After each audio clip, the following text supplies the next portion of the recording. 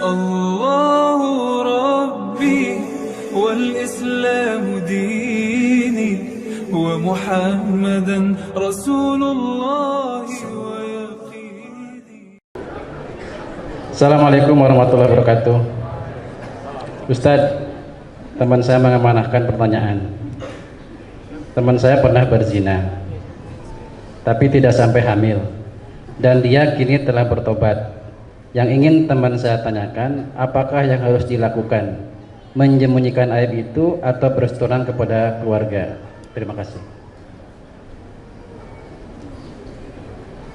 Dia laki-laki perempuan? Tulisannya, ini temannya soalnya. Kalau laki-laki berzina, habis itu dia nikah, istrinya kan nggak tahu kan? Nggak tahu, karena nggak ada labelnya. Beda sama perempuan. Kalau dia berzina, habis itu dia nikah, suaminya tahu. Dalam kitab fikih dikatakan, dikutip oleh Sayyid Sabiq dalam fikih sunnah. Lihat fikih sunnah. Inishtarata bikran.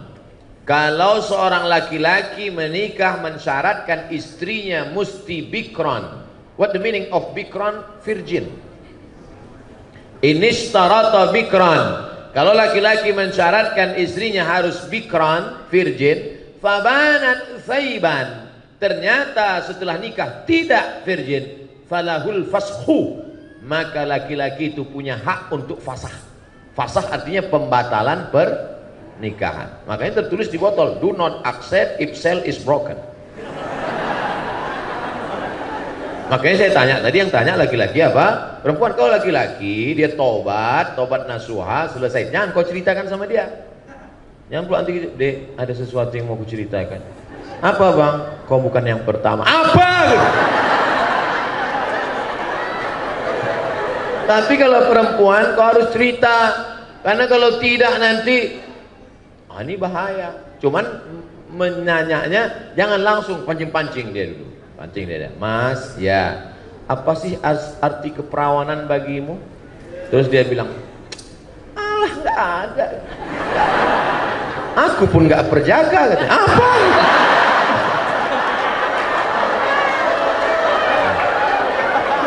Jadi hati-hati. Kalau memang dia siap menerima, lanjutkan. Tapi kalau tidak, itu nanti bisa menjadi fasah namanya. Apa namanya? Fasah. Fasah itu artinya pembatalan pernikahan karena laki-laki punya hak. Ini hati-hati perempuan. Mudah-mudahan Allah menjaga kehormatan anak-anakku sekalian. Amin ya Allah. Ini kelihatannya dari mahasiswa yang sudah berbisnis karena sudah punya uang.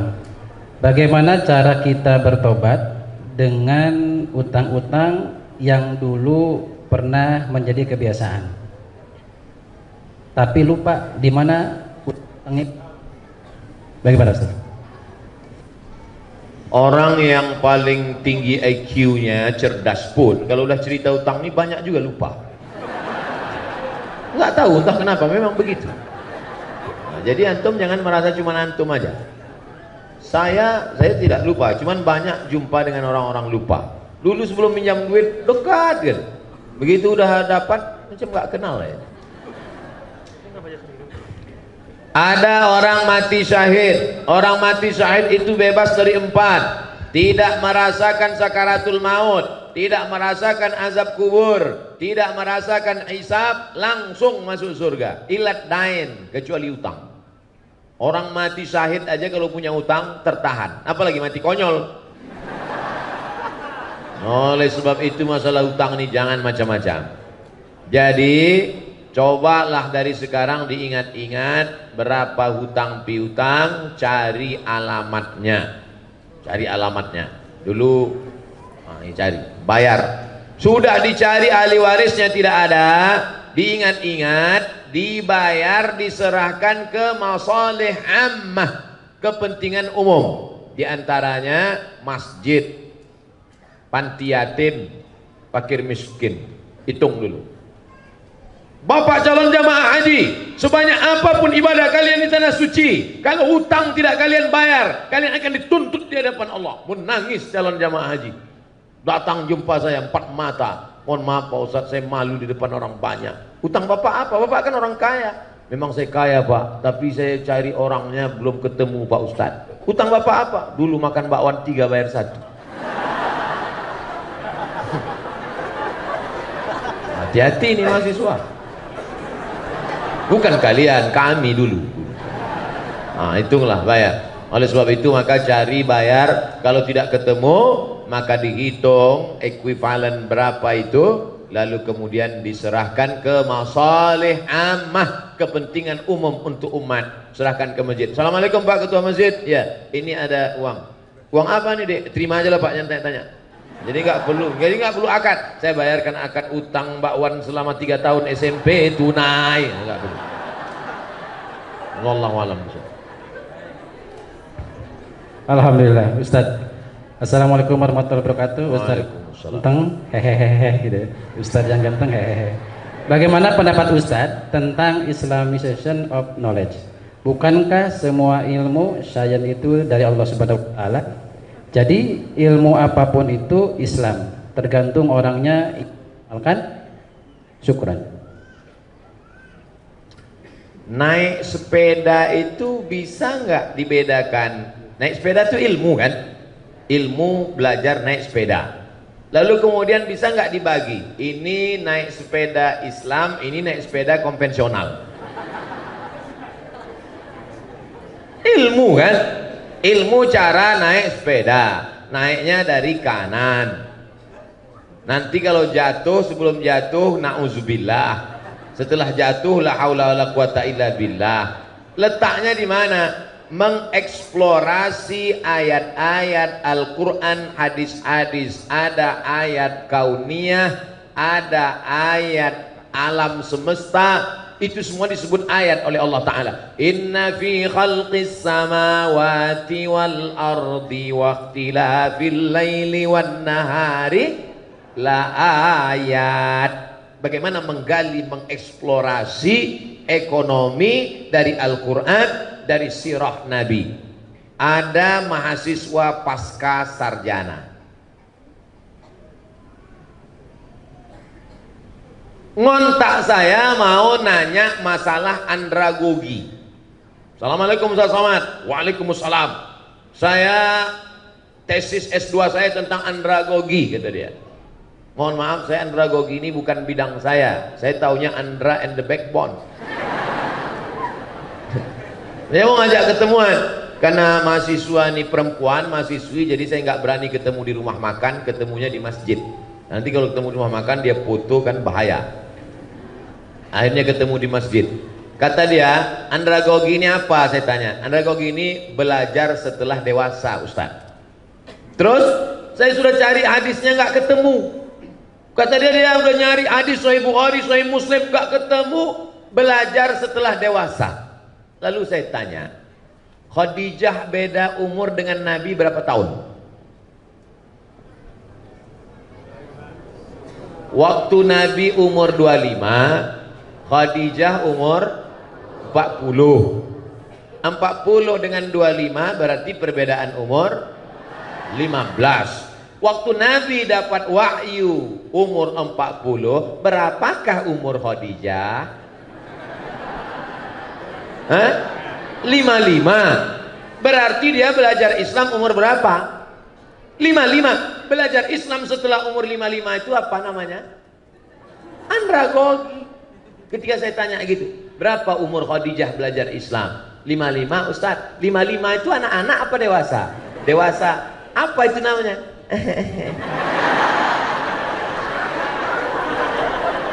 Jadi yang namanya ilmu-ilmu itu bukan tertulis secara tekstual.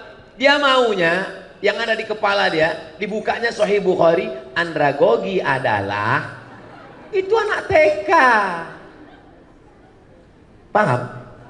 Bagaimana menggali ilmu yang tersirat dari ayat, dari hadis, dari sirah.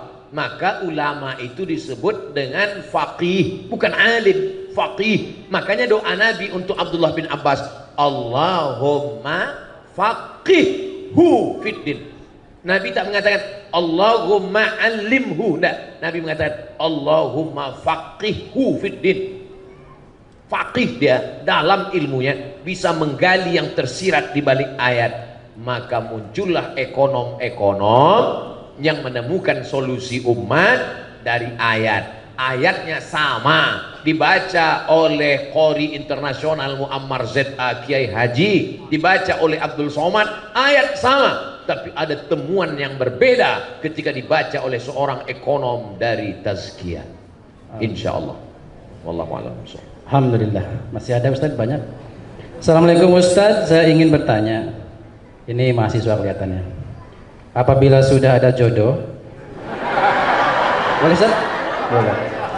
Apabila sudah ada jodoh yang ingin segera menikahi saya dan menikahnya di tahun ini, tetapi keluarga besar saya menyuruh nikah tahun depan, apa yang harus saya lakukan? Lebih baik mendengarkan keluarga besar atau segera menikah? Lari maksudnya. Demikian Ustaz. Apa hubungan jodoh sama ekonomi?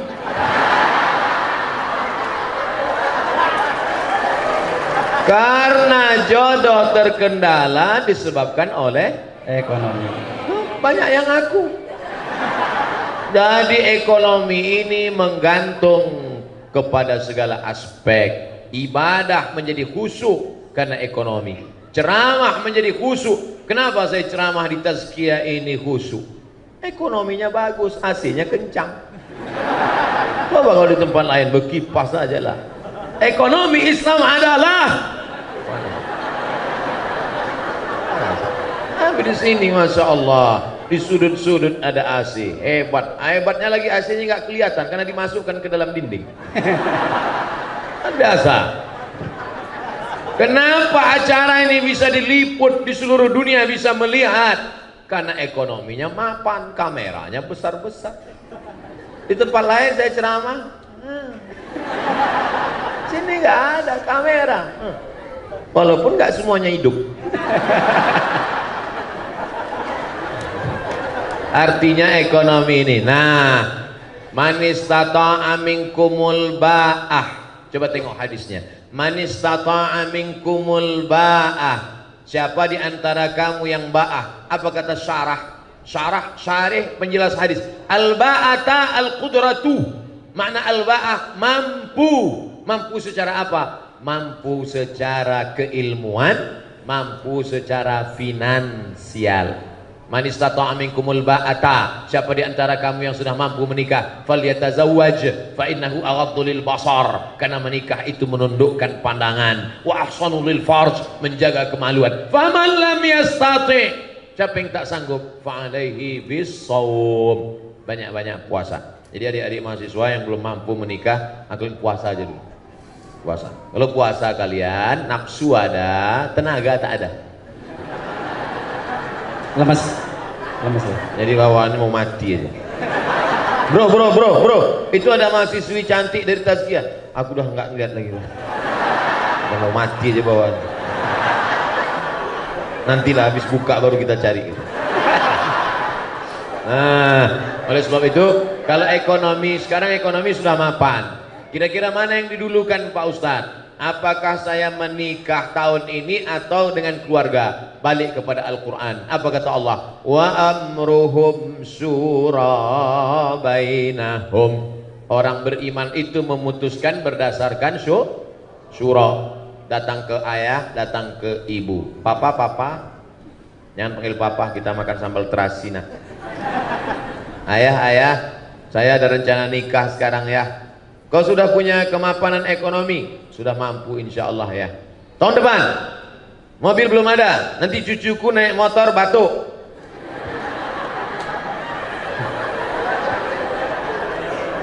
Ah ini, apa kata Allah? Iyakunu fuqara.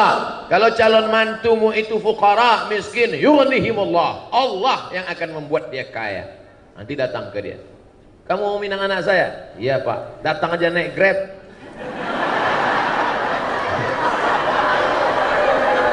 Bacakanlah itu.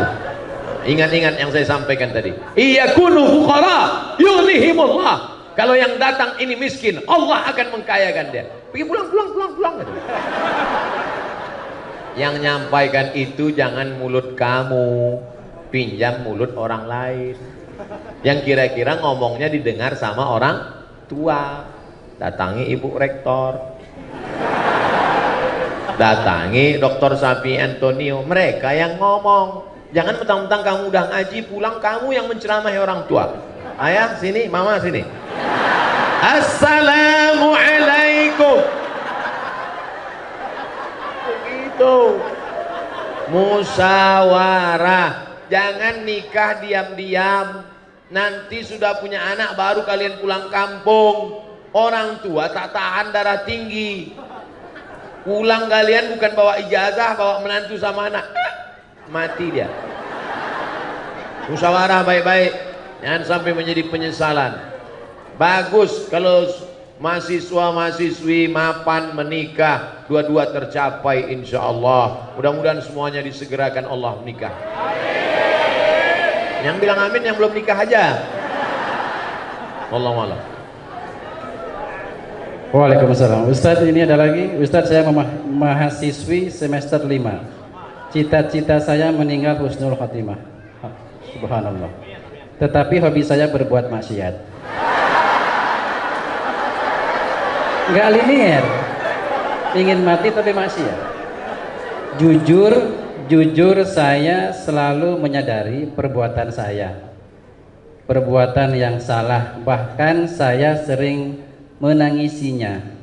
Tolong beri saya nasihat, amalan apa yang bisa menjauhkan saya dari perbuatan maksiat itu. Saya sudah bosan menangis atas dosa-dosa saya. Gitu Ustaz. Berdosa itu semua orang tahu.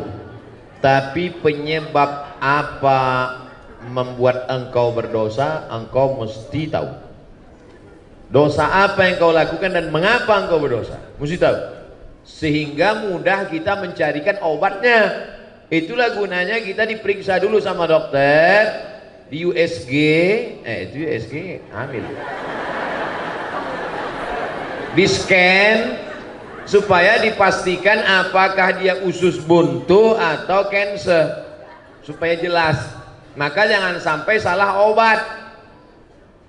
Salah obat nanti jadi penyakit, racun. Oleh sebab itu maka diketahui dulu penyakitnya apa. Ini pertanyaannya umum, maka saya jawab secara umum.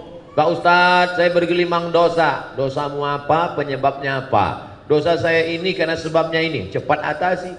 Dosa ini penyebabnya ini. Obatnya ini, atasi ini. Karena secara umum biasanya dosa hinggap kalau kita selalu sering sendirian. Maka jangan sendirian. Harus berjamaah buat komunitas. Saya senang anak-anak muda ini punya komunitas-komunitas. Saya banyak jumpa komunitas. Kamu dari komunitas mana? Saya dari komunitas jombloan fisabilillah Pak Ustadz. Mantap. Kamu komunitas mana? Saya komunitas petato tobat Pak Ustadz. Mana tatomu nggak kelihatan? Nih, ada satu titik. Kamu komunitas mana? Saya dari komunitas subuhan berjamaah Pak Ustadz. Bagus. Nah, jadi yang pertama jangan sendiri, jangan pernah sendiri. Sekarang ini komunitas tazkiyah. Nanti pulang ke kos-kosan, mulai setan mendekat. Maka di komunitas kos-kosan juga cari komunitas kos-kosan yang islami. Saya dapat berita katanya di sekitar Bogor tazkiyah punya tempat tinggal yang islami. Betul tuh. Nah ini terjaga dia. Nanti di grup juga, di grup itu juga ada grup-grup yang menjaga kita. Kalau berada di grup yang buat maksiat keluar. Kamu coba lihat grup-grupnya, pasti cek grup homo. Ngapain kau di dalam? Saya mau mendakwahi mereka Pak Ustaz. Astagfirullah. Kau nggak kuat bro. Belum tentu kuat. Nanti kalau sudah kuat baru. Jadi kalau ada grup yang kira-kira menyelamatkan kita. Jadi yang pertama menyelamatkan diri ini adalah pertama taubat nasuha, mandi taubat. Setelah itu berjamaah buat komunitas. Setelah itu istiqomah. Makanya nanti buat komunitas ada datanya, kartunya, fotonya, nomor handphonenya. Kalau nggak datang ditanya. Ente nggak datang. Kenapa nggak datang? Ada ketuanya. Ada. Nah, jadi insya Allah terjaga dia. Pertama taubat, yang kedua komunitas, yang ketiga istiqomah, maka insya Allah kalau 3 ini dijaga, selamat kita. Mudah-mudahan yang mau bertobat, segera tobat sebelum malaikat maut datang. Ingat, malaikat maut datang tidak pernah melihat akte kelahiran. Jangan kalian pikir karena semester 5 malaikat masih lama. Semester 2 aja banyak yang gol. Wallahu a'lam bishawab. Alhamdulillah. Kita lanjut Ustaz, masih ada waktu. Bismillah. Ustaz, Assalamualaikum warahmatullahi wabarakatuh. Ustaz, saya mau nanya, kan waktu sholat Jumat tidak boleh berbicara. Gimana hukumnya dengan menjawab sholawat atas Nabi? Terima kasih. Idza sa'idal khatibu 'alal mimbar, kalau khatib sudah naik ke atas mimbar, fala yatakallamanna ahadukum, maka janganlah satu di antara kamu berkata-kata. Idza qulta li sahibika ansit, kalau kau katakan kepada orang di sebelahmu, faqad laghauta, maka kau sudah melakukan perbuatan lagha. Wa man lagha fala jum'ata lah, siapa yang melakukan perbuatan lagha maka tiada Jumatlah baginya. Diam, tiada Jumat baginya. Adapun khatib mengatakan, marilah kita berselawat kepada Nabi, Allahumma shalli ala Sayyidina Muhammad.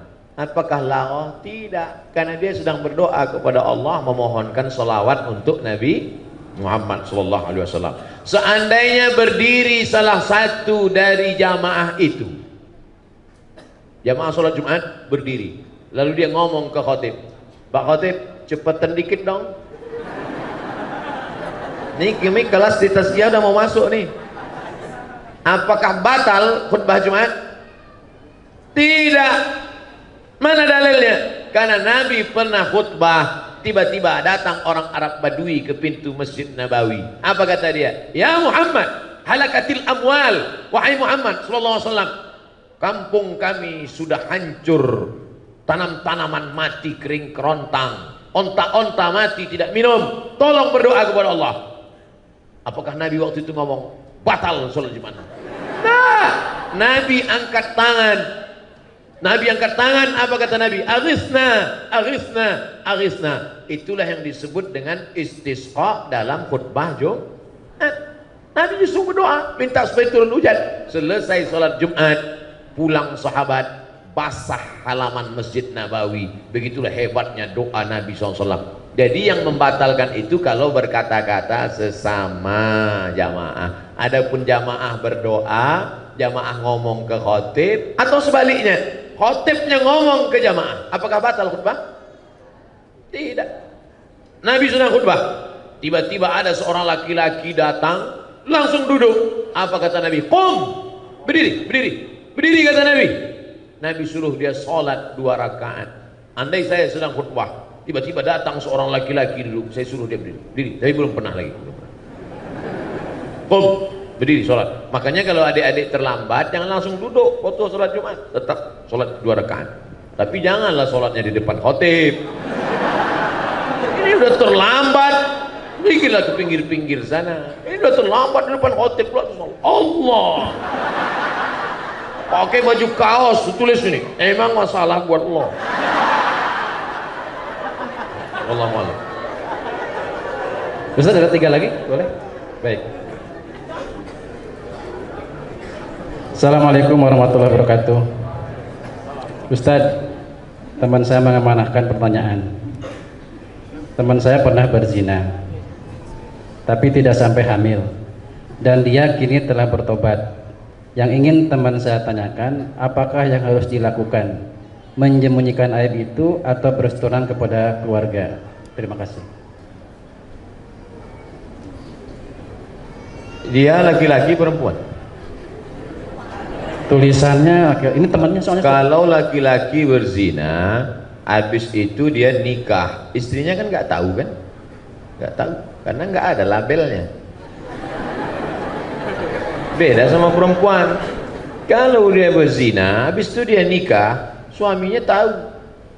Dalam kitab fikih dikatakan, dikutip oleh Sayyid Sabiq dalam fikih sunnah. Lihat fikih sunnah.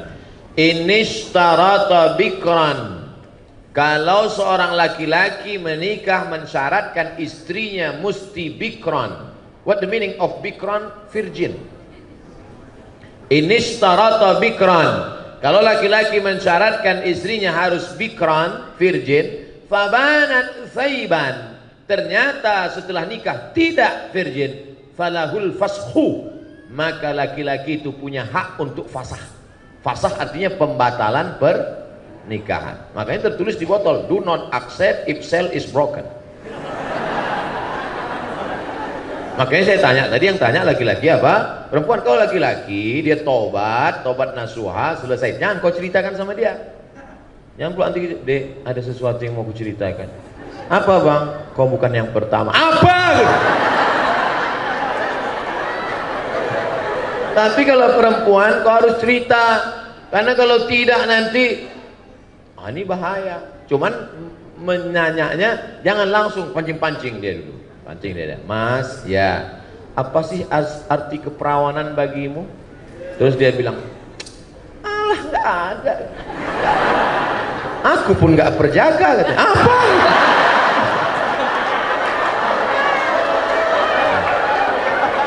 Jadi hati-hati.